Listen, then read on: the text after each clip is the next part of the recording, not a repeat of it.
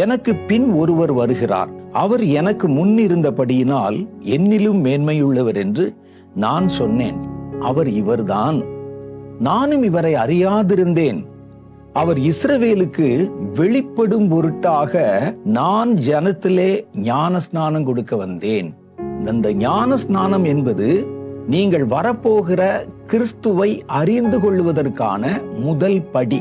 அப்ப நான் ஞான ஸ்நானம் கொடுக்கிறதுனால உங்கள் பாவங்கள் மன்னிக்கப்பட்டு உங்கள் பாவத்தை நீங்கள் அறிக்கை செய்து இந்த ஞான ஸ்நானத்தை நீங்க பெறும்போது கிறிஸ்துவை நீங்கள் அறிகிறீர்கள், அல்லது கிறிஸ்து தன்னை உங்களுக்கு வெளிப்படுத்துகிறார்.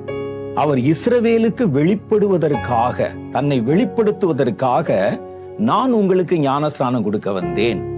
அப்ப ஞானஸ்நானம் என்பது கிறிஸ்துவை நமக்கு வெளிப்படுத்துவதற்கு அடையாளமாய் கொடுக்கப்படுகிற ஒரு முக்கியமான ஒரு காரியம்.